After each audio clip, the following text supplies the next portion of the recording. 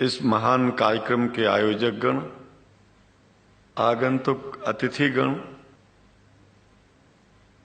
एवं धर्म प्रेमी सज्जनों,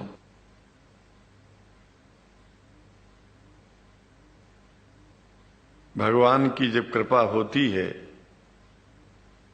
तो कभी धर्म की सच्चाई को जानने का अवसर मिलता है। मुसलमानों के बीच में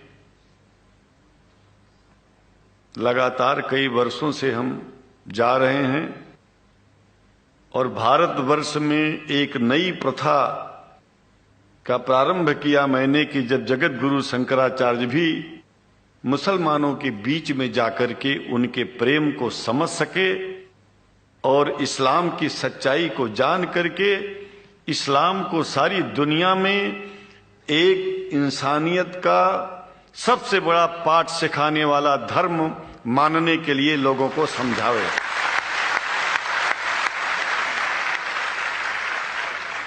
जब लोग इस्लाम को बेदर्द, मुसलमान को बेदर्द, तलवार के जोर पर चलने वाला धर्म बताते हैं तो अगर शायद धरती में कोई दुखी होता होगा तो सबसे ज्यादा दुख मुझको होता है। ये न सच्चाई है और न कभी ये सच्चाई हो सकती है। जिस इस्लाम ने पहला कलमा ही कुरान शरीफ का ये बताता है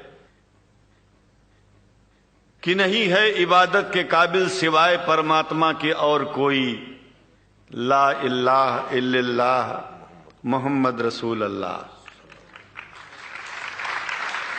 भला आप बताइए, वेदों का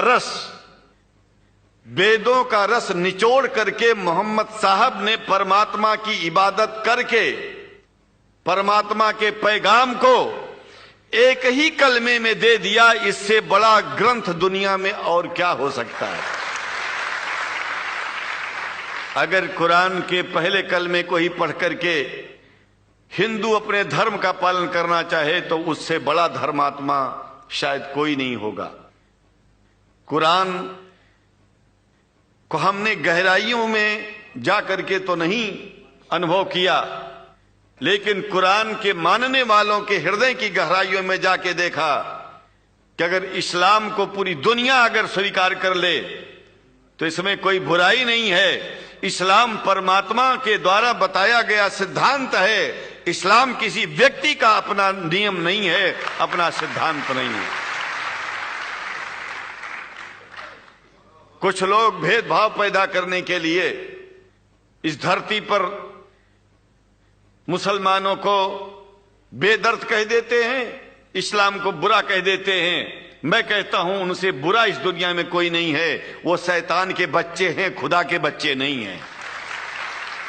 क्योंकि जहां तक मेरी अपनी पहुंच है, हमने वेदों को पढ़ा, पुराण को पढ़ा, शास्त्रों को, हिंदू धर्म ग्रंथों को पढ़ा। उसके बाद में मुसलमानों के बीच में जाना शुरू किया।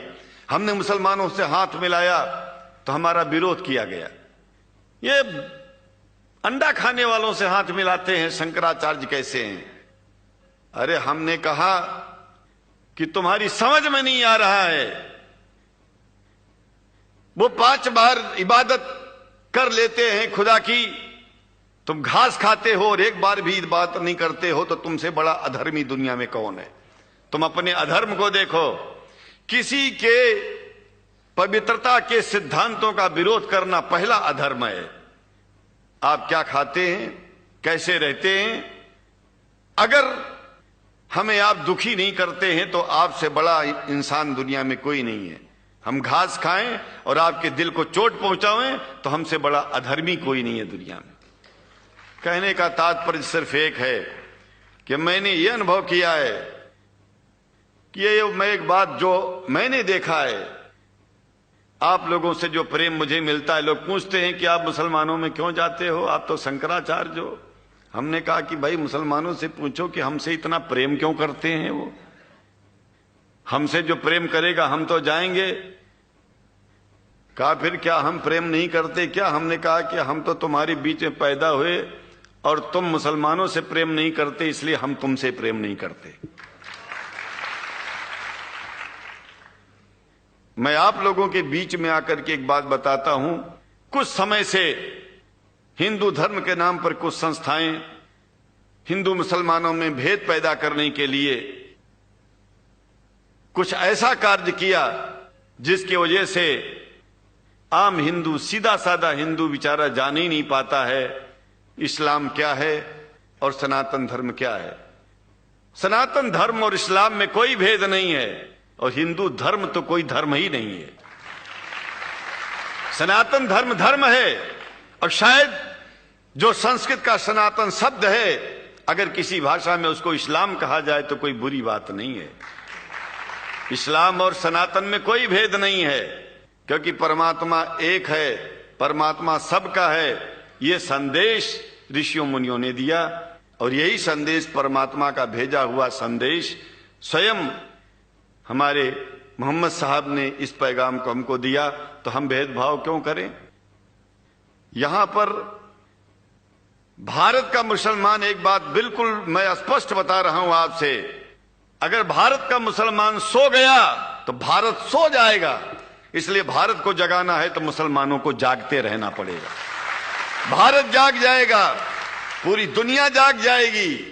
यह भी मैं जानता हूं कि भारत के सच्चे हिंदुओं को, जो सच्चे सनातन धर्मी हैं, उनको मुसलमानों से प्रेम चाहिए, उनको मुसलमानों से भेद नहीं चाहिए। अगर कोई अच्छा हिंदू है, सच्चा हिंदू अपने को कहता है, तो पहले तो सनातन धर्म को मानता हो। अगर हिंदू की परिभाषा